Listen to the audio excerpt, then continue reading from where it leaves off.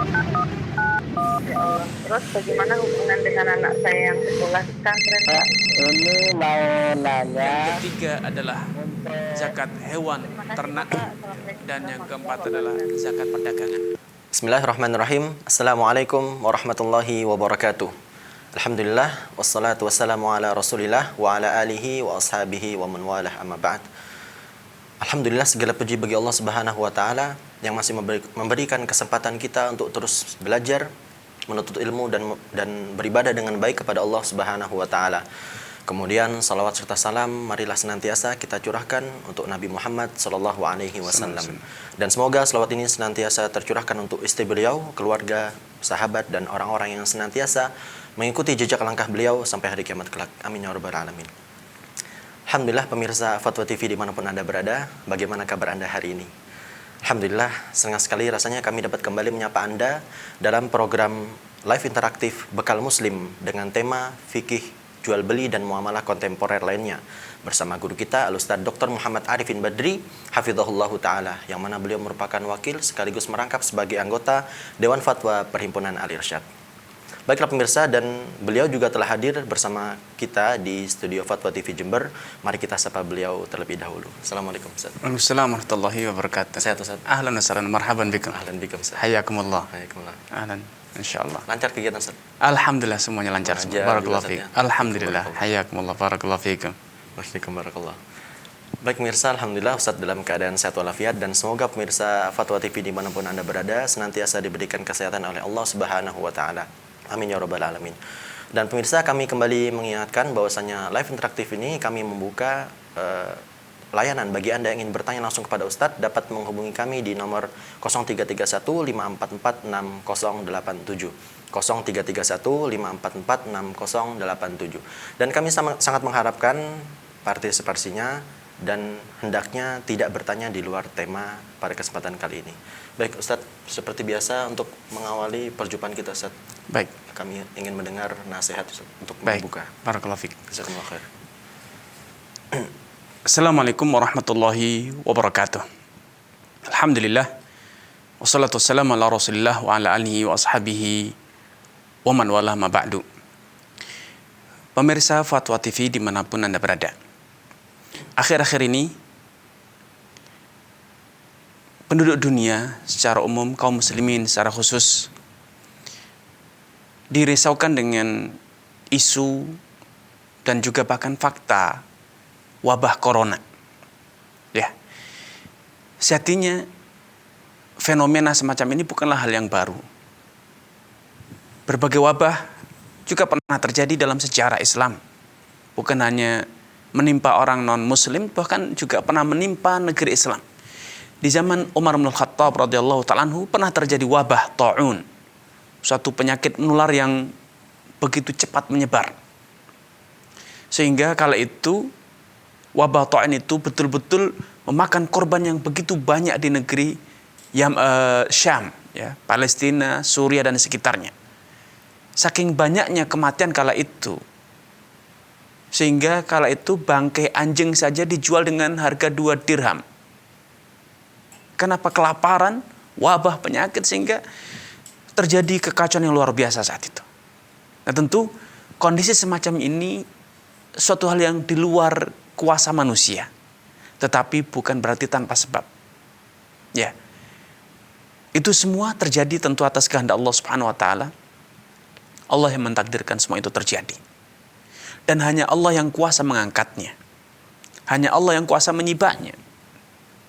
Karenanya tidak sepatutnya apapun yang terjadi kemudian kita menjadikan lalai, menjadi begitu ketakutan dengan wabah yang terjadi sehingga akhirnya kita lupa untuk bersandar kepada Allah, bertawakal kepada Allah. Karena percayalah, wa ma asabaka lam yakun liyukhti'ak wa ma akhta'aka lam yakun liyusibak.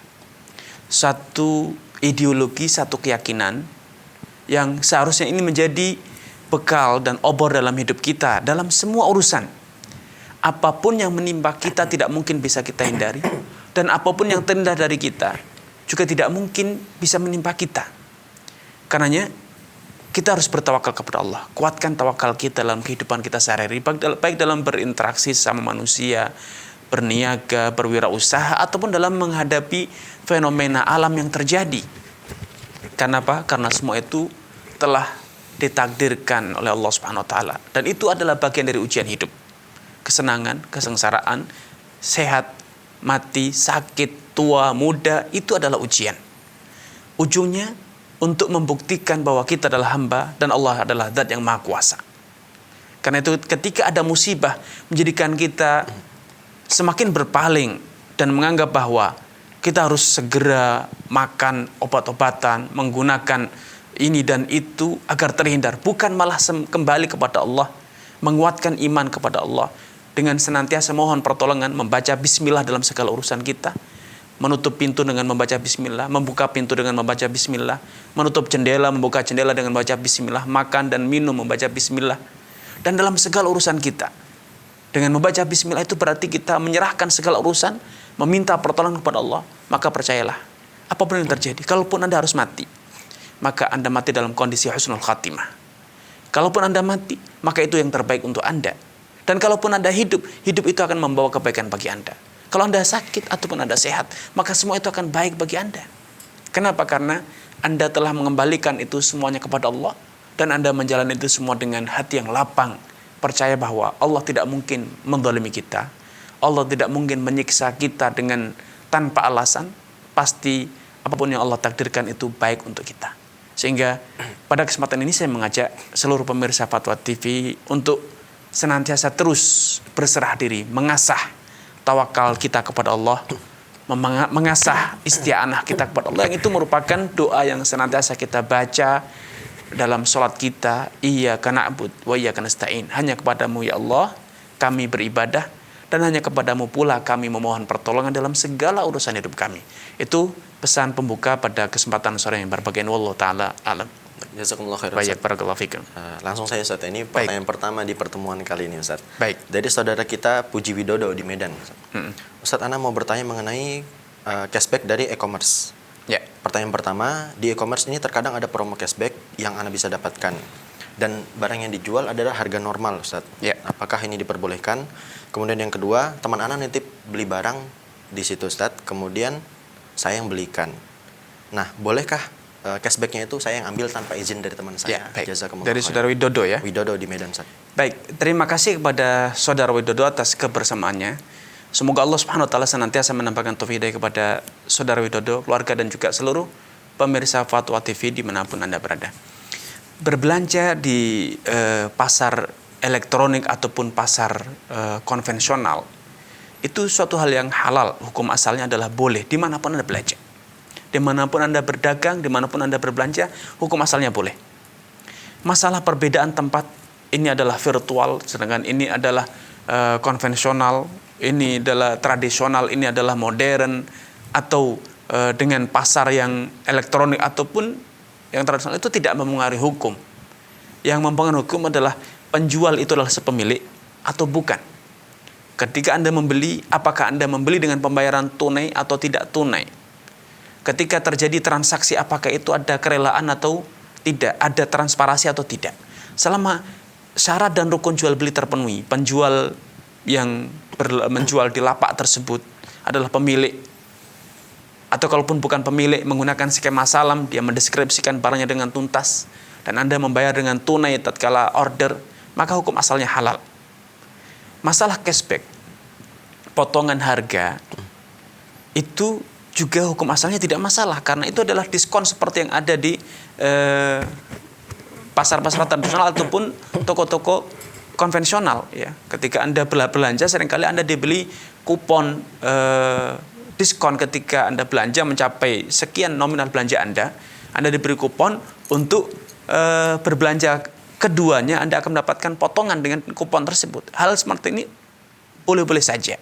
Yang menjadi masalah ketika cashback ataupun potongan harga tersebut alasannya adalah karena Anda telah terlebih dahulu deposit atau top up di sebuah aplikasi atau deposit di sebuah rekening perbankan, yang kemudian gara-gara Anda belanja menggunakan kartu perbankan tertentu atau berbelanja dengan menggunakan aplikasi dompet virtual misalnya, sehingga karena Anda punya top up di sana, saldo di sana, kemudian Anda mendapatkan diskon atau cashback, maka ini yang menjadi masalah, karena cashback tersebut atau diskon tersebut berarti adalah sebuah keuntungan yang Anda dapat akibat adanya deposit atau tabungan Anda di rekening itu atau di dompet virtual tersebut. Dan ini adalah riba, karena dompet virtual, dana yang Anda tersimpan di situ, top up ataupun deposit di rekening itu sejatinya adalah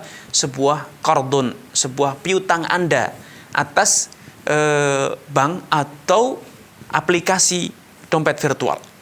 Dengan demikian ini tercakup dalam hadis Fudhalah bin Ubaid, kullu qardin jarra naf'an fahuwa riba. Adapun ketika cashback tersebut ataupun diskon itu diberikan kepada semua orang yang berbelanja tanpa ada perbedaan antara yang punya deposit atau yang tidak deposit, top up ataupun tidak top up, maka insya Allah tidak masalah hukumnya. Karena berarti itu harga yang normal diberikan kepada semua orang, bukan karena Anda punya tabungan atau punya deposit atau top up di aplikasi tersebut. Ya. Yang kedua, ketika Anda membelikan untuk kawan Anda atau orang lain suatu barang dan ternyata pembelian tersebut ada diskon, ada cashback, atau mungkin ada hadiah dalam bentuk lain. Kadang kalau kita berbelanja di supermarket atau di pasar elektronik misalnya, kadang ada potongan harga, ada cashback, atau ada diskon, atau hadiah. Maka hadiah ini seharusnya Anda berikan kepada orang yang minta kepada Anda untuk dibelikan, atau orang kawan Anda tadi. Kenapa? Karena itu adalah bagian dari apa? Dari hak dia. Anda dititipi. Lain halnya ketika Anda berdagang, sedangkan dalam hal ini Anda tidak katakan Anda sedang berdagang, Anda membantu, menolong, membelikan. Sehingga amanat itu harus ditunaikan. Kalau memang ada potongan harga, ya Anda sampaikan bahwa ternyata ada potongan harga, sehingga kawan Anda hanya membayar sejumlah yang Anda bayarkan. Bukan Anda sampaikan harga normal, padahal ternyata yang Anda bayarkan adalah harga diskon. Tentu ini adalah bentuk khianat atau dusta yang Anda lakukan kepada saudara Anda. Wallahu ta'ala alam. Saat kadang itu misalkan kita lagi keluar kota ini kan, Ya. terus teman itu tolong titip belikan ini gitu, uangnya pakai uang kita. Nah terus di sana ada potongan Sat, Ya. kemudian kita jual dengan harga normal. Nah itu bagaimana Sat? Ya, itu sama dengan kasus tadi ya, bahwa ketika kita dengan niat menolong, membantu, maka idealnya apapun yang kita keluarkan, ya itulah yang kita sampaikan. Seberapapun yang kita bayarkan, itulah yang kita tagihkan. Karena nolong. Tapi ketika kita niatnya berdagang, maka kita terjatuh dalam satu masalah. Kita menjual barang belum kita punya, dan kawan kita yang memesan tadi juga tidak melakukan pembayaran tunai. Maka di sini terjadi satu praktek yang terlarang dalam Islam, yaitu jual beli barang tertunda, pembayaran tertunda, dan ini adalah riba atau celah terjadinya praktek riba. Dan itu sepakat para ulama haram hukumnya. Itu yang disebut dengan bai'ul kali' bil kali'. Menjual barang yang tertunda, belum bisa diserah terimakan, pembayarannya pun juga tertunda, dan ini haram, sekali lagi haram sepakat oleh para ulama. Wallahu ta'ala. Selanjutnya Ustaz, masih di pertanyaan Bapak Widodo tadi, cashbacknya ini berupa poin Ustaz. Ya. Ini yang Kalau cashbacknya itu berupa poin, artinya kan berarti dia tidak mendapatkan uang, dia hanya poin-poin, sehingga yang dia bayarkan kepada pelapak tadi kan sejumlah yang dia tagihkan, maka tidak masalah. Seperti halnya ketika kita berbelanja di minimarket yang ada di offline ya, di banyak di negeri kita, ketika kita punya kartu anggota, kita dapat poin, sehingga nanti poin itu digunakan ada untuk diskon, potongan, ya. Dan itu tidak masalah seperti itu, karena apa yang kita bayarkan itulah yang kita tagihkan kepada kawan tadi. Berbeda kalau cashbacknya itu nanti adalah berbentuk uang, dikirim ke rekening kita lagi misalnya, balik lagi ke akun kita, maka berarti yang kita bayarkan tidak sejumlah yang kita tagihkan. Itu yang jadi masalah. Wallahu a'lam. Jazakallahu khairan. Baik, barakallahu fiik. Itu tadi untuk saudara Bapak Widodo di Medan ya. Semoga dapat menjawab semua pertanyaannya. Kemudian yang kedua Ustaz, ini ada pertanyaan dari saudari kita Fulanah di Jogja. Ustaz, bolehkah zakat diperuntukkan untuk nenek dari ibu karena ibu sudah meninggal? Jazakumullahu khairan. Ya. Tidak menyebutkan nama ya. Enggak, Fulana. Ustaz. Baik. Terima kasih kepada saudari kita di Jogja atas kebersamaannya. Semoga Allah SWT menampakkan taufik daya kepada Anda, keluarga dan juga seluruh pemirsa Fatwa TV dimanapun Anda berada. Para ulama telah menjelaskan bahwa zakat tidak boleh diberikan kepada jalur nasab ke atas, yaitu ayah, ibu, kakek, nenek, baik itu dari jalur ayah ataupun dari jalur ibu. Kenapa? Karena mereka statusnya dalam Islam adalah sebagai ayah dan ibu pula, walaupun di masyarakat disebut kakek nenek, tapi dalam Islam mereka disebut bapak dan ibu juga. Dan kalau sampai bapak kita, ibu kita, nenek kita, kakek kita hidup dalam kemiskinan, sedangkan kita mampu dan membiarkan mereka sampai akhirnya harus menerima zakat dari kita sendiri, maka kita sudah durhaka. Makanya para ulama mengatakan tidak halal memberikan zakat kepada nasab ke atas ataupun nasab ke bawah, yaitu anak keturunan kita. Karena kewajiban kita adalah berbakti kepada orang tua, menafkahi orang tua kita ketika mereka tidak mampu, miskin, dan itu mencakup kakek nenek, baik nenek langsung ataupun nenek kedua, ketiga, dan seterusnya. Ataupun anak cucu kita, tidak boleh kita salurkan kepada anak cucu kita. Tetapi ketika yang miskin itu adalah sebetulnya di tradisi Jawa atau masyarakat kita, kata nenek ini perlu diluruskan karena kadang bukan nenek kandung, artinya dia bukan ibunya ibu kita atau ibunya ayah kita, tetapi dia adalah saudarinya nenek kita. Seringkali dianggap sebagai nenek, padahal itu statusnya adalah bibi. Ya, saudarinya ibu kita itu adalah bibi, saudarinya ibunya ibu kita itu adalah bibi. Itu nenek kita ya, saudari nenek, saudari kakek itu adalah bibi, bukan kakek ataupun nenek. Nah, kalau yang dimaksud nenek itu adalah saudarinya kakek, saudarinya nenek kita, maka mereka statusnya adalah bibi sebetulnya dalam Islam. Maka boleh menyalurkan zakat kepada bibi yang mereka adalah saudarinya nenek kita atau saudarinya kakek kita, karena mereka tidak terhubung nasab ke atas dengan kita, tetapi ke samping. Sehingga kalau ada, bukan lagi bibi ya, kalaupun ada saudara kita, saudari kita, baik saudari kandung atau saudari seayah atau seibu, mereka miskin, maka boleh kita menyalurkan zakat kepada mereka karena mereka bukan termasuk orang yang wajib kita nafkahi. Ya. Sehingga ketika kita menyalurkan zakat kepada saudara kita, maka berarti kita dapat 2 poin.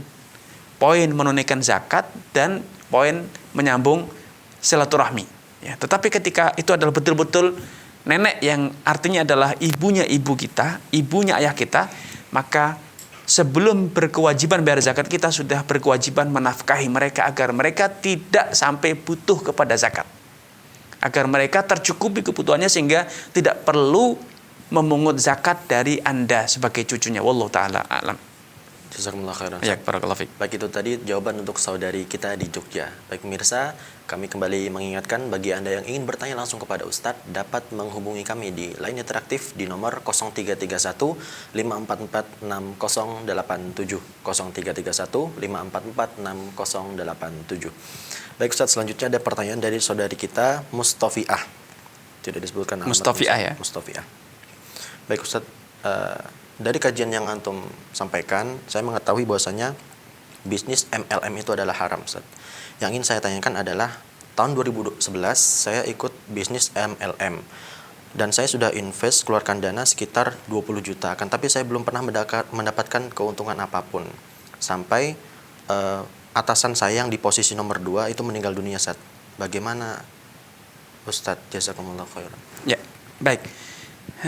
Terima kasih kepada saudari Mustafi atas kebersamaannya. Semoga Allah Subhanahu wa taala menambahkan taufik dari kepada Anda, keluarga dan juga seluruh pemirsa Fatwa TV dimanapun Anda berada. Memang bisnis MLM seperti yang berkali-kali kita sampaikan di sini bahwa itu syarat dengan praktek gharar, tipu menipu, atau seringkali bahkan itu disinyalir sebagai money game. Karena itu kalau memang Anda bisa keluar dari sistem itu dengan menarik kembali dana Anda, maka itu lebih baik. Ya, lebih baik daripada Anda meneruskannya. Karena ketika Anda tidak mendapatkan keuntungan seperti tadi disampaikan, berarti Anda menjadi korban. Karena dana Anda akan digunakan oleh orang lain untuk kepentingan mereka. bukan untuk berdagang, karena sebetulnya tidak terjadi perdagangan di situ seperti yang sering saya sampaikan. Tetapi yang terjadi adalah bagaimana mereka mengelola uang pendaftaran dari anggota-anggota downline dan anggota jaringan itu yang akan dikelola, didistribusikan, sedangkan perusahaan tersebut sejatinya adalah ingin menjadikan jaringan itu sebagai market, menjadi pasar utama, menjadi user, pengguna produk paling loyal ya. Mereka akan membeli untuk diri sendiri, keluarganya, anak istrinya, orang tuanya, tetangga-tetangganya, sahabat-sahabatnya. Itu yang ingin mereka lakukan, sehingga sebetulnya itulah lebih tepat bila dikatakan itu sebagai jaringan eksploitasi, bukan jaringan marketing. Wallahu ta'ala alam. Baik, jazakumullah khairan Ustaz. Baik, barakallah. Itu tadi jawaban untuk saudari kita Mustafiah ya. Kemudian Ustaz, pertanyaan selanjutnya dari Eki Abu Hasan. Ustaz, bagaimana hukumnya menjual kartu internet? Apakah kita berdosa? Jazakumullah khairan. Ya. Terima kasih kepada saudara Eki Abu Hasan ya, Abu Hasan. atas kebersamaannya. Semoga Allah Subhanahu wa taala menambahkan taufik dari kepada Anda, keluarga, dan juga seluruh pemirsa Fatwa TV dimanapun Anda berada. Jual beli kartu internet itu sama saja dengan jual beli pulsa telekomunikasi ya. Masalah nanti pembeli, customer menggunakan internetnya untuk hal-hal yang negatif, maka itu adalah tanggung jawab dia. Seperti ketika Anda jual beli pisau, jual beli rumah, jual beli piring, gelas, hukum asalnya halal. Kendaraan, hukum asalnya halal. Masalah penyalahgunaan akhirnya digunakan untuk nonton yang porno atau hal-hal yang berbau maksiat, maka itu sepenuhnya sekali lagi tanggung jawab penggunanya. Karena hukum asalnya telekomunikasi, baik internet ataupun jaringan telepon biasa, itu hukum asalnya adalah halal. Itu adalah sebuah fasilitas yang tidak bisa serta-merta dikatakan baik atau buruk kecuali bagaimana penggunaannya. Sehingga hukum asalnya halal kecuali bila Anda betul-betul tahu bahwa customer Anda akan menggunakannya untuk perbuatan dosa. Ya, untuk perbuatan, maka Anda tidak boleh melayani. Selama Anda tidak tahu menau, dia hanya beli paket atau beli pulsa, beli kendaraan dari Anda, beli pisau dari Anda, hukum asalnya halal, dan tanggung jawab penggunaan itu sepenuhnya tanggung jawab customer, bukan penjual. Wallahu ta'ala alam. Jazakumullah khairan Ustaz. Itu tadi jawaban untuk Bapak Eki Abu Hasan ya. Kemudian pemirsa, kami kembali mengingatkan bagi Anda yang ingin bertanya langsung kepada Ustadz dapat menghubungi kami di 0331 544 6087. Baik Ustadz, sudah ada penelpon yang masuk. Kita sapa dulu. Ya. Assalamualaikum Fatwa TV. Waalaikumsalam. Baik, dengan Ibu siapa di mana? Dengan Ibu Eli dari Palembang. Ibu Eli dari Palembang. Ya. Silakan Ibu. Assalamualaikum Pak Ustadz. Waalaikumsalam warahmatullahi wabarakatuh. Silakan Ibu. Ya. Saya mau ini, Pak Ustadz, saya biasa zakat tuh dengan keponakan. Ini mbak saya. Tapi masalahnya gini, Tat. Maksud saya kasih zakat itu dia nggak berubah-ubah, Tat. Maksudnya tidak berubah gimana Ibu? Nggak, kadang-kadang salah penggunaan gitu. Ya. Kadang dipakai untuk kebutuhan sehari-hari, maksud saya untuk modal dia gitu kan. Nah, itu kira-kira batasan saya sampai kehidupan dia seperti apa, atau saya memang nggak perlu dikasih lagi karena dia tidak berubah secara sifatnya gitu ya, bahwa saya memberikan zakat itu untuk perbaikan ekonominya gitu. Baik Ibu. Ya, makasih. Assalamualaikum warahmatullahi wabarakatuh. Waalaikumsalam warahmatullahi wabarakatuh. Ya, terima kasih kepada Ibu Eli atas kebersamaannya. Semoga Allah SWT menambahkan taufik hidayah kepada Ibu Eli di Palembang, keluarga, dan juga seluruh pemirsa Fatwa TV dimanapun Anda berada. Memang Allah Subhanahu Wa Taala sudah mentakdirkan bahwa akan ada dari sebagian hambanya yang hidup di bawah taraf kemiskinan, di bawah garis kemiskinan. Ada yang memiliki kelapangan dalam masalah harta. Dan memang bisa jadi keponakan ibu itu memang Allah takdirkan untuk menjadi orang miskin. Sehingga ibu tidak perlu risau kalau memang sudah berusaha diberi nasihat, saran, berusaha dibimbing, diberi zakat, disantuni, dan ternyata memang tidak berubah. Ya memang bisa jadi seperti itulah garis hidup dia. Sehingga teruslah beri, teruslah salurkan zakat kepada beliau, kepada keluarganya. Dan itu tidak mengurangi sedikit pun pahala. Andai semua orang itu memiliki jiwa entrepreneur, memiliki keahlian untuk mengelola dan mengembangkan harta, saya semua akan menjadi orang kaya dan tidak ada lagi yang bisa menerima zakat ya. Sehingga berbesar hatilah kalau memang Allah takdirkan bahwa rezeki keponakan ibu sebagainya Allah titipkan melalui ibu, maka berarti ibu mendapatkan kehormatan dari Allah Subhanahu wa taala, kepercayaan untuk menyalurkan sebagian rezeki Allah kepada keponakan ibu. Walaupun ternyata dia tidak jadi berubah, tidak bisa berubah, terus hidupnya seperti itu ya. Kadang dia salah belanja. Dia belanjakan untuk kebutuhan sekunder padahal primernya belum terpenuhi, atau tersier padahal sekundernya belum terpenuhi. Ya itulah salah satu biang kenapa dia hidup di bawah taraf kemiskinan. Andai dia pandai membelanjakan harta, mengelola harta, nescaya dia termasuk orang yang berkewajiban zakat seperti ibu. Ya, jadi pesan saya kepada ibu, tetap berbesar hati, syukurilah Allah titipkan sebagian rezeki keponakan ibu melalui tangan ibu, sehingga terus salurkan kepada dia, dan juga tetap sabar untuk mendidik, mengedukasi keponakan agar bisa berubah taraf kehidupannya. Wallahu taala alam. Jazakumullah khairan. Terima kasih juga untuk Ibu Eli di Palembang tadi ya. Kemudian Ustaz, sudah ada line interaktif yang menunggu, kita sapa dulu Ustaz. Assalamualaikum Fatwa TV. Assalamualaikum.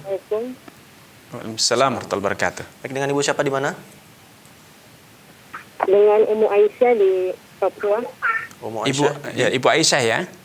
Silakan Ibu. Ummu Aisyah di Papua. Ustaz mau bertanya Ustaz. Ya. Ini bagaimana hukumnya tentang jual beli pulsa? Ya.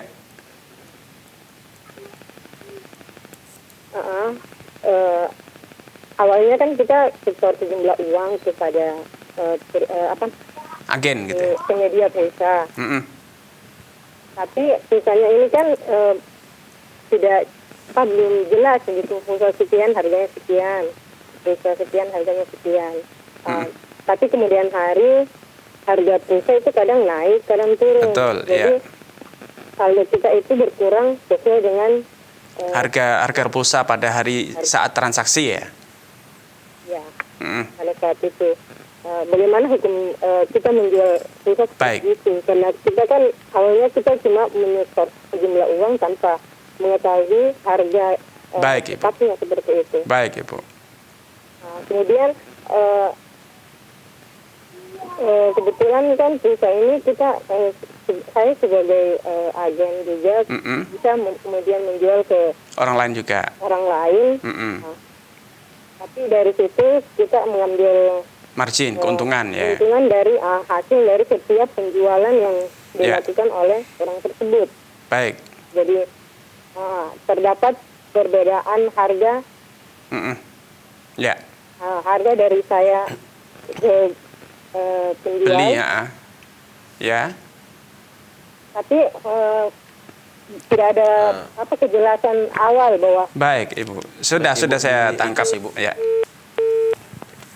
Baik, terima kasih kepada Ummu Aisyah di Papua atas kebersamaannya. Semoga Allah Subhanahu wa taala menambahkan taufik hidayah kepada Ibu, keluarga dan juga seluruh pemirsa Fatwa TV dimanapun Anda berada.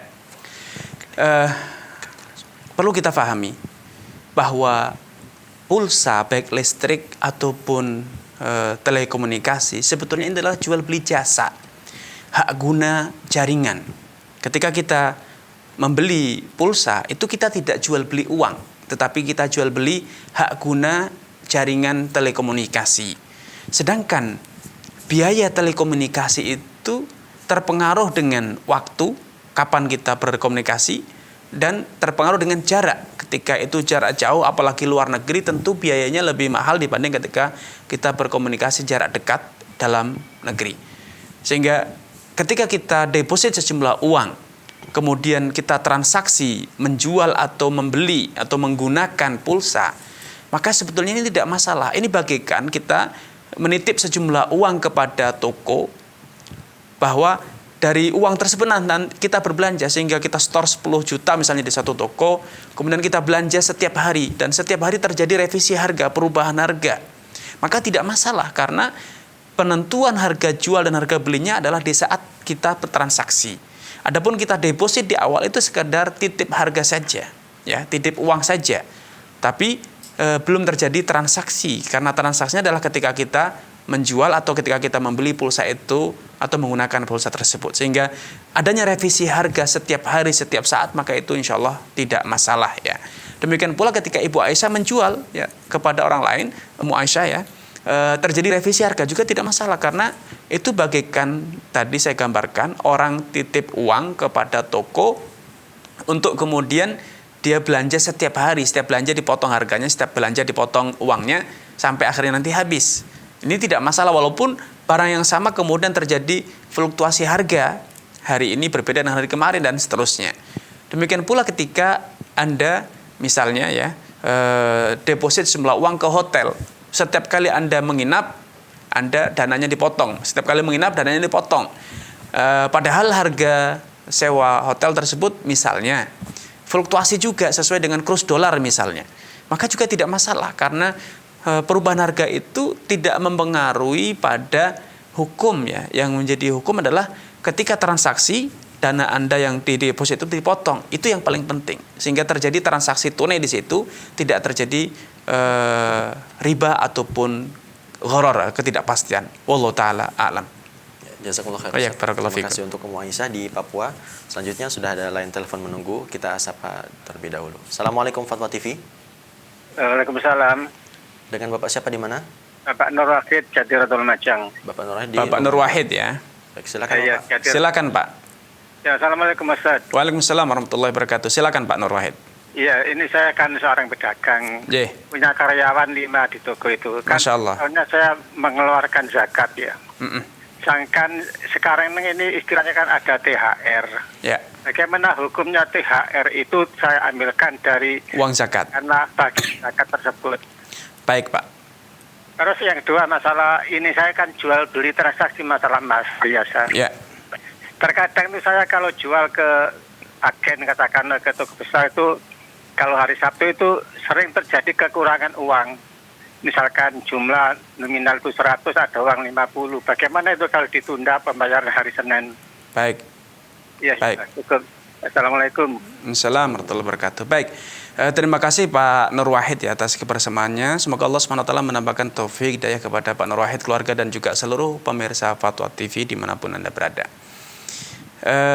THR itu ataupun tunjangan hari raya itu adalah hak karyawan yang itu sudah tertuang dalam aturan pemerintah ya, yang sehingga setiap karyawan berhak mendapatkan THR tersebut. Sedangkan zakat itu adalah kewajiban syariat, sehingga dua kewajiban ini tidak boleh saling menggugurkan. Ya, sehingga kalau memang Bapak Nur Wahid mengeluarkan zakat, maka tidak boleh dijadikan sebagai pengganti THR. Ketika mengeluarkan THR tidak boleh dijadikan sebagai zakat, karena itu dua kewajiban yang tidak boleh saling menggugurkan. Sebagaimana halnya gaji karyawan tidak boleh dikeluarkan dari zakat, karena itu kewajiban yang harus Bapak tunaikan. Sehingga dua kewajiban atau tiga kewajiban itu tidak boleh saling disatukan, tapi ketiga-tiganya harus ditunaikan. Adapun pertanyaan yang kedua, para ulama telah bersepakat bahwa jual beli emas dengan mata uang itu harus dilakukan secara tunai. Tidak boleh ada yang tertunda, baik karena memang uangnya kurang atau emasnya yang kurang, tidak boleh. Sehingga solusinya adalah sejumlah uang yang ada, serahkan sejumlah emas yang sesuai dengan nilai uang itu. Untuk kemudian sisanya yang belum terbayar ya dijual pada hari Senin. Ya jangan serahkan misalnya 1 kilo emas, pembayarannya baru separuh, misalnya baru 50 juta, sisanya dibayar di sana, tidak boleh seperti itu ya. Jadi sejumlah uang yang ada, jual emas Anda sejumlah uang itu, dan sisanya dijual lagi nanti pada hari Senin ketika sudah ada uang lagi. Demikian solusinya yang bisa kami sampaikan. Allah Ta'ala alam. Terima kasih untuk Bapak Nur Wahid di Lumajang tadi, tetangga ya. Ustaz. Masya Allah, tetangga kita ini. Ya, Ustaz. Selanjutnya ada pertanyaan dari Ardi, Ustaz. Tidak disebutkan alamat. Ustaz, Ana ini menanyakan pertanyaan. Saya menjual jasa untuk menggambar gambar 3D, Ustaz, 3 dimensi. Akan tapi saya tidak menjual gambarnya, Ustaz. Nah, terkadang orang itu kan menggunakan gambar itu untuk menggambar makhluk bernyawa. Bagaimana aplikasi kah itu? Saya jual, Ustaz. Beliau tidak menyebutkan aplikasi, Ustaz, tapi beliau hanya menyebutkan metode. Kemungkinan mengajar, Ustaz. Oke. Baik, dari saudara Ardi ya. Terima kasih saudara Ardi atas kebersamaannya. Semoga Allah SWT menambahkan taufik hidayah kepada Anda, keluarga dan juga seluruh pemirsa Fatwa TV dimanapun Anda berada. Sekali lagi, jasa mengajar, mengedukasi itu suatu hal yang halal ya. Masalah nanti ketika orang itu telah belajar kemudian menggunakan untuk hal yang negatif itu sepenuhnya adalah tanggung jawab dia, dengan catatan tentunya Anda sebagai pengajar berkewajiban untuk mengedukasi, mengarahkan, menjelaskan agar orang-orang yang belajar kepada Anda tidak menyalahgunakan skill dan keahlian yang Anda ajarkan kepada mereka. Arahkan bahwa seorang muslim tidak boleh menggambar makhluk hidup. Ajarkan kepada dia seorang muslim tidak boleh menggambar sesuatu yang negatif, memperolok-olok misalnya, atau hal-hal yang dapat merusak moral atau hal yang bertentangan dengan aturan syariat lainnya. Ya. Selama itu sudah Anda tunaikan dan kemudian murid Anda yang belajar itu kemudian menyalahgunakan skillnya, itu tanggung jawab dia. Karena Anda sebagai seorang guru, trainer sudah mengajarkan, melakukan yang itu menjadi tanggung jawab Anda. Wallahu ta'ala alam. Jazakumullah khairan. Ya, barakallahu fiik. Ya, Masya Allah. Itu tadi jawaban untuk saudara kita Ardi yang selanjutnya Ustadz. Ini ada pertanyaan dari Bapak Susanto. Ustadz, saya seorang PNS yang kemudian SK PNS saya itu saya gadaikan ke bank Ustadz.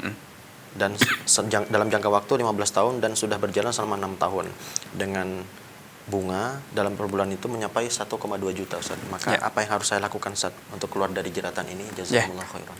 Barakallahu fiik. Ya, terima kasih kepada Bapak Susanto ya atas kebersamaannya. Semoga Allah Subhanahu wa taala menambahkan taufik hidayah kepada Anda, keluarga dan juga seluruh pemirsa Fatwa TV dimanapun Anda berada.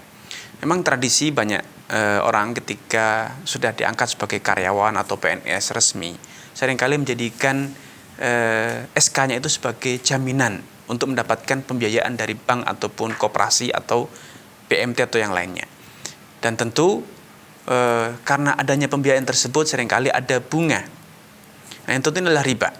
Makanya solusinya yang pertama adalah memperbanyak istighfar, bertaubat, menyesal kepada Allah Subhanahu wa taala, memohon ampunan dan bertekad untuk tidak mengulanginya. Yang kedua, solusinya adalah segera melunasi, baik itu dengan menjual aset untuk bisa segera menutup kreditnya, atau kalau memang itu tidak memungkinkan, maka kalau bisa dioper kredit sehingga Anda bisa segera lepas dari dosa riba, ya. Karena tentu dosa riba itu sangat besar dosanya di sisi Allah Subhanahu wa taala. Rasulullah SAW bersabda, "La'anallahu riba akilahu wa mukilahu wa katibahu wa syahidahu wa qalahum fil itsmi sawa." Allah itu melaknat riba, yang memakannya, yang memberinya, yang juru tulisnya dan dua orang saksinya. Kemudian kata Nabi, mereka itu dosanya sama beratnya. Karena memang dosa riba itu dosa berjamaah yang tidak terjadi kecuali atas adanya kerjasama, adanya keterlibatan berbagai pihak. Ya, sehingga dengan ketentuan dan penjelasan ini dapat kita pahami bahwa mengapa dalam Islam dosa mereka semua dianggap sama, ya. Baik yang memungut ataupun yang memberi. Korbannya, rentenirnya, pelakunya ataupun menjadi korban rentenirnya, semuanya sama karena itu dosa yang hanya terjadi atas keterlibatan semua orang. Sehingga solusinya tadi ya segera dilunasi, segera kalau bisa dengan jual aset, kalaupun harus jual aset, atau mungkin mencari saudara keluarga yang bisa menalangi terlebih dahulu untuk bisa segera lunas dari kreditnya. Atau kalau memang tidak bisa, mungkin bisa dengan cara oper kredit rumah ataupun kendaraan yang telah dibeli, sehingga kita dari oper kredit itu mendapatkan dana yang dengan itu kemudian kita menempuh cara yang benar, yaitu membangun rumah dengan bertahap. Kalau memang ingin membeli kendaraan, ya kita menabung terlebih dahulu sampai punya uang, kemudian kita membeli dengan cara tunai, sehingga dengan cara itu insya Allah kita bisa memenuhi kebutuhan tanpa harus dengan skema riba. Wallahu ta'ala alam. Jazakumullah khairan. Terima kasih untuk Bapak Susanto tadi. Pemirsa, kami kembali ingatkan bagi Anda yang ingin bertanya langsung kepada Ustadz dapat menghubungi kami di line interaktif di nomor 0331544687. Baik, selanjutnya sudah ada penelpon yang masuk, Ustadz. Kita sapa. Assalamualaikum Fatwa TV. Waalaikumsalam. Baik, dengan Bapak siapa di mana? Dengan Pak Dandi dari Majalengka. Pak Dandi Majalengka. Baik, silakan Bapak. Ya. Oh, ini mau tanya tentang pembiayaan ini. Baik, silakan Pak. Untuk petani bawang merah. Ya. Ya. Tolong televisinya dikecilkan terlebih dulu, Pak. Ini udah kecil? Ya. Kecil. Ya. Di mana? Ya, silakan. Ya. Ini pembiayaan Danakur untuk pembiayaan petani bawang merah. Ya. Ya, itulah. Pertanyaan itu. Ya. Sudah cukup Pak Dani ya? Ya. Baik, Pak. Terima kasih kepada Pak Dani atas kebersamaannya. Semoga Allah Subhanahu wa taala menambahkan taufik, hidayah kepada Pak Dani, keluarga dan juga seluruh pemirsa Fatwa TV dimanapun Anda berada. Pembiayaan dengan apapun namanya itu tidak berubah hukum hanya gara-gara nama ataupun sebutan ataupun istilah. Ya. Yang menjadi acuan dalam menentukan hukum itu adalah konsekuensi hukum. Ketika ada pembiayaan, apakah itu adalah permodalan sehingga Pak Dani sebagai petani bawang merah dibiayai selama bercocok tanam, ketika nanti panen hasilnya dibagi dua. Kalau ternyata gagal pemodal ya siap resiko, dananya hilang atau dananya berkurang. Tetapi ketika pembiayaan itu berupa pinjaman, di mana pemodal hanya minjami jumlah uang, tidak mau resiko, gagal panen ya harus kembali utuh dengan keuntungan, atau minimal harus kembali utuh walaupun gagal, walaupun Pak Dani sendiri rugi, maka ini adalah riba. Itu adalah utang piutang yang berbunga. Sehingga tinggal dipilah kalau memang itu permodalan murni, sehingga kalau untung dibagi, kalau rugi ya siap dananya berkurang atau bahkan mungkin hilang sama sekali sesuai dengan kondisi kerugian, maka itu halal. Tapi kalau itu adalah pembiayaan sehingga rugi ataupun tidak, untung atau tidak, berhasil atau gagal, tetap harus kembali modal plus bunganya, atau minimal tetap kembali utuh modalnya tanpa boleh kurang sedikit pun, maka ini adalah pembiayaan yang mengandung unsur riba. Wallahu taala a'lam. Jazakumullah khairan Ustaz. Ya, Terima kasih barakallahu untuk Bapak Dani tadi di Majalengka. Kemudian Ustaz ada pertanyaan dari Abu Zul. Ustaz, bagaimana hukumnya menukar uang langka dan uang kuno gitu uang kuno, Ustaz. Uang kuno kemudian ditukar dengan uang, Ustaz. Ya. Dan nominalnya cukup mahal. Baik. Dari saudara Bapak Abu Zul. Abu Zul ya. Terima kasih kepada saudara Abu Zul atas kebersamaannya. Semoga Allah Subhanahu wa taala menambahkan taufik hidayah kepada Abu Zul, keluarga dan juga seluruh pemirsa Fatwa TV dimanapun Anda berada. Sebelum kita memahami tentang hukum menukar uang langka, uang kuno dengan uang, atau menjual uang kuno dengan uang yang masih berlaku zaman sekarang, kita harus pahami apa itu uang. Uang itu adalah sebuah alat transaksi yang diakui secara luas oleh masyarakat. Baik itu berupa uang logam berharga emas, perak, ataupun berupa kertas ya zaman sekarang, ataupun berupa sebuah elektronik ya, aplikasi elektronik. Kalau itu sudah diakui secara luas sebagai alat transaksi yang sah, maka itu adalah uang. Dengan demikian bisa kita pahami uang kuno itu tidak lagi dikatakan sebagai uang walaupun namanya masih dikatakan uang, karena itu tidak lagi bisa dijadikan sebagai alat transaksi yang diterima secara luas oleh masyarakat. Sehingga menjualnya dengan uang yang masih berlaku sekarang, maka itu boleh-boleh saja, karena itu bukan lagi jual beli uang, tapi jual beli barang koleksi ataupun perhiasan ataupun yang lainnya. Wallahu taala a'lam. Kecuali kalau uang itu uang kunonya berupa emas ya, bahan materialnya berupa emas ataupun perak, maka jual belinya harus secara tunai, tidak boleh secara non tunai. Tapi selama itu bukan uang emas atau uang perak, tapi sekedar uang kuno saja, maka bebas jual belinya. Bisa tunai, bisa non tunai dengan harga yang disepakati. Wallahu taala a'lam. Jazakumullah khairan Ustaz. Itu jawaban untuk Abu Zul ya. Selanjutnya Ustaz, sudah ada penelpon yang masuk. Baik. Kita sapa dulu. Assalamualaikum Fatwa TV. Waalaikumsalam warahmatullahi wabarakatuh. Baik, dengan Bapak siapa di mana? Dengan Abu Nadila. Abu Nadila. Silakan. Di Jakarta. Di Jakarta. Silakan Bapak. Baik, assalamualaikum warahmatullahi wabarakatuh, Ustaz. Waalaikumsalam warahmatullahi wabarakatuh. Silakan Abu Nadila. Saya dulu punya pinjaman di bank konvensional. Baik. Ya, cuma setelah 2 tahun ini saya pindah ke bank syariah. Kan sudah ya, alhamdulillah udah kena sunnah jadi riba. Baik. Nah, yang saya tanyakan ini, apakah di bank syariah itu masih tergolong riba atau sudah lepas dari riba itu, Ustaz? Baik, akad yang Bapak ambil itu berarti utang biasa ya? Iya. Pembiayaan? Rumah, pembiayaan rumah. Pembiayaan rumah, baik. Ya. Sudah cukup Abu Nabdillah? Iya. Baik, terima kasih. Ya, pertama saya ucapkan jazakallah khairan barakallahu fikum kepada saudara kita Abu Nadila di Jakarta atas kebersamaannya. Semoga Allah Subhanahu wa taala menambahkan taufik hidayah kepada Abu Nadila, keluarga dan juga seluruh pemirsa Fatwa TV dimanapun Anda berada.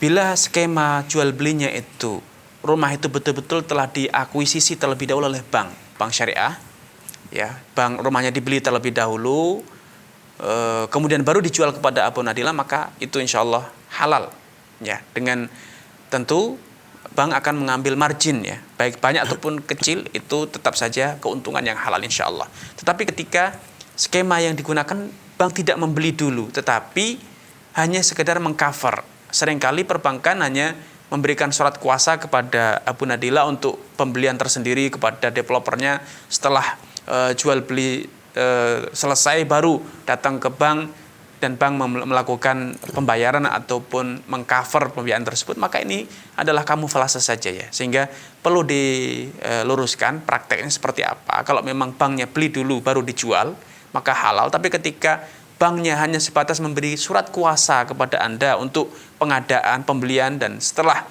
dibeli baru Anda tanda tangan pembiayaan, maka ini sebetulnya adalah sekedar kamuflase biasa yang terjadi masih seperti yang di konvensional. Wallahu taala a'lam. Jazakumullah khairan Ustaz. Ya, itu jawaban untuk Bapak Abu Nadila di Jakarta tadi. Kemudian lagi sudah ada penelpon yang masuk, kita sapa dulu. Kita angkat. Assalamualaikum Fatwa TV. Assalamualaikum Ustaz Badri. Waalaikumsalam warahmatullahi wabarakatuh. Dengan siapa Pak? Bustanuddin di Solok, Sumatera Barat. Silakan Pak. Ya.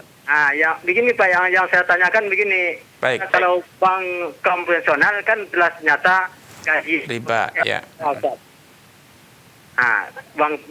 Kemudian bagaimana kalau gaji BUMN yang masih ada menerapkan denda seperti PLN ada dendanya Baik. lambat, Telkom ada kemudian PJS terlambat ada dendanya. Bagaimana gaji-gaji pegawai yang di situ? Baik. Apakah halal atau haram itu bagaimana? Mohon penjelasannya. Assalamualaikum warahmatullahi wabarakatuh. Assalamualaikum warahmatullahi wabarakatuh. Baik, terima kasih kepada Pak Kustanidin di Solok, ya, Sumatera Barat atas kebersamannya. Semoga Allah Subhanahu wa taala menambahkan taufik hidayah kepada Bapak, keluarga, dan juga seluruh pemirsa Fatwa TV dimanapun Anda berada. Tidak diragukan bila denda-denda keterlambatan pembayaran itu adalah bentuk dari riba. Ya, itu adalah riba yang tentu haram untuk diambil. Namun tentu kita tidak boleh menutup mata bahwa objek usaha perusahaan-perusahaan tersebut adalah halal, jual beli jasa, layanan telekomunikasi, layanan listrik, ya, dan lain sebagainya. Sehingga selama objeknya halal, maka gaji karyawannya halal. Masalah adanya pendapatan yang haram, sebagian pendapatan perusahaan itu haram, maka itu tanggung jawab perusahaan, bukan tanggung jawab karyawan. Namun tentu sebagai karyawan tentu Anda sepatutnya memberikan masukan, saran, berusaha untuk secara proaktif bagaimana menghilangkan unsur-unsur denda tersebut, sehingga betul-betul perusahaan penghasilannya dari jual beli jasa atau layanan yang halal saja, ya. Wallahu taala a'lam. Jazakumullah khairan Ustaz. Ya, Itu tadi untuk Bapak Kustanidin di Solok, ya. Kemudian sudah ada lagi penelpon yang masuk, kita sapa terlebih dahulu Ustaz. Assalamualaikum Fatwa TV. Silakan Bapak. Assalamualaikum. Ya. Assalamualaikum. Waalaikumsalam warahmatullahi wabarakatuh. Ya, dengan Bapak siapa di mana? Hardiman Bulukumba. Hardiman di Bulukumba. Baik, silakan Pak Hardiman. Assalamualaikum Ustaz. Waalaikumsalam warahmatullahi wabarakatuh. Silakan Pak Hardiman. Ya, saya mau bertanya Ustaz, hukum menjual dalam bentuk kredit sembako. Gimana hukumnya itu Ustaz? Baik Pak Hardiman. Sudah cukup Pak? Sudah cukup Ustaz. Ya. Ustaz. Baik, barakallahu fiik.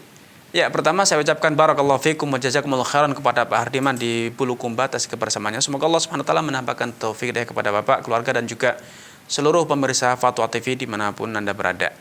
Jual beli sembako, selama itu jual belinya dengan uang, maka halal hukumnya. Baik pembayarannya dengan tunai ataupun non tunai dengan kredit, selama tidak ada denda keterlambatan. Namun ketika ada denda keterlambatan, maka denda keterlambatan itu adalah riba. Wallahu taala a'lam. Jazakumullah khairan Ustaz. Ya, itu tadi untuk Bapak Hardiman di Bulukumba. Ya. Selanjutnya Ustaz, sudah ada pertanyaan dari Saudara Asep di Banten tentang pegadaian Ustaz. teman Anda pinjam uang, kemudian sebagai jaminan dia serahkan 1 unit mobil. Ya. Dan mobil itu saya gunakan, Ustaz. Pertanyaan pertama. Kemudian yang kedua, misal saya sewa mobil dengan harga tertentu, kemudian mobil tersebut saya sewakan lagi, Ustaz. Tapi saya sewakan lagi dengan harga yang lebih tinggi. Bagaimana hukum sewa menyewa seperti itu? Apakah, tapi sebelumnya, Ustaz, sudah ada telepon yang masuk, Ustaz. Baik, kita angkat terlebih dahulu. Ustaz, ya. Baik. Ya, Assalamualaikum Fatwa TV. Waalaikumsalam warahmatullahi wabarakatuh. Ruhan di Jakarta. Dengan Bapak siapa? Rohan. Ruhan di Jakarta. Ruhan di Jakarta. Baik, silakan Bapak. Ya. Assalamualaikum warahmatullahi wabarakatuh. Assalamualaikum warahmatullahi wabarakatuh. Silakan Pak Rohan. Terima kasih. Saya nyewain rumah untuk dibikin warung atau warteg gitu. Ya. Semuanya saya danai dengan keluarganya. Kemudian hasilnya seperti apa saya kurang ngerti. Baginya berapa dan saya bisa ambil 1 tahun uang kembali atau tidak. Sebaiknya seperti apa, Ustaz? Baik. Kalau memang itu sebentar Pak, saya ingin tanya. Apakah skemanya itu sewa menyewa putus atau itu adalah sebagai modal yang tersetor dari Bapak? Kerjasama seperti itu? Tidak, Pak. Jadi total semua saya yang nyewain, tapi tenaganya semua dari orang itu yang jualan. Iya, terus kemudian skema pembayarannya seperti apa? Dihitung putus, sewa putus, atau bagi hasil, Pak? Iya, saya mintanya hasil untuk yang per hari itu, saya mintanya berapa persen itu yang saya belum, dan 1 tahun yang sewanya misalkan 50 juta, saya minta dikembalikan dalam 1 tahun 50 juta itu. Bisa baik. Atau seperti apa saya minta? Baik Pak. Baik, ya. Terima kasih. Sama-sama Pak. Warahmatullahi wabarakatuh. Baik, terima kasih kepada Pak Ruhan atas kebersamaannya. Semoga Allah Subhanahu wa taala menambahkan taufik hidayah kepada Bapak, keluarga, dan juga seluruh pemirsa Fatwa TV dimanapun Anda berada. Ada beberapa opsi yang mungkin bisa saya sampaikan kepada Pak Ruhan. Yang pertama, bisa itu dijadikan sebagai sewa putus, alias Pak Ruhan menyewakan rumah tersebut untuk dijadikan usaha warteg sejumlah nilai sewa misalnya 50 juta atau lebih, dan itu betul-betul sewa putus. Untung atau rugi, maka itulah uang sewanya. Laku banyak atau sedikit, hanya itulah uang sewanya. Maka ini boleh, opsi pertama. Sewa menyewa biasa.